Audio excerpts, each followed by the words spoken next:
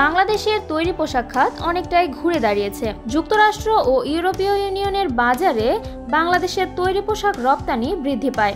দেশের রপ্তানি খাতের জন্য বড় একটি সুখবর। ইইউ ও যুক্তরাষ্ট্রের তৈরি পোশাক রপ্তানির প্রায় ৬৯% আসে বাংলাদেশ থেকে এবং গত নভেম্বরে এসব বাজারে রপ্তানি আয় বৃদ্ধি পায়।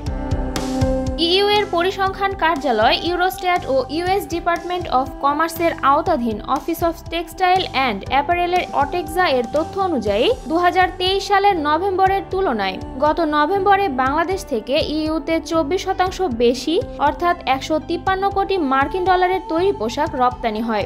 অন্যদিকে একই সময় যুক্তরাষ্ট্রে ৬১ কোটি ডলারের তৈরি পোশাক, যা ৪১% বেশি।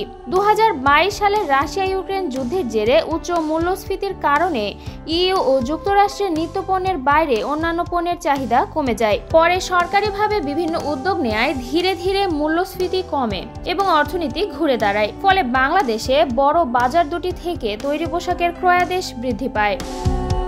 রপ্তানি উন্নয়ন ব্যুরো ইপিবির তথ্য অনুযায়ী দেশ থেকে চলতি ২০২৪-২৫ অর্থ বছরের প্রথম ৬ মাস জুলাই ডিসেম্বরে ১,৯৮৮ কোটি ডলারের তৈরি পোশাক রপ্তানি হয়েছে, যা আগের অর্থ বছরের চেয়ে ১৩.২৮% বেশি।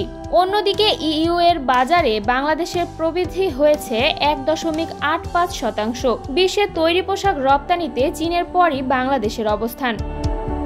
২০২৩ সালের জানুয়ারি থেকে নভেম্বর পর্যন্ত ১১ মাসে বিভিন্ন দেশ থেকে ৮,৫৩৫ কোটি ডলারের তৈরি পোশাক আমদানি করেছে ইইউ, যার মধ্যে চীন থেকে আমদানি হয় সর্বোচ্চ ২,৪০৫ কোটি ডলারের তৈরি পোশাক এবং বাংলাদেশ থেকে আসে ১,৮১৫ কোটি ডলারের পোশাক।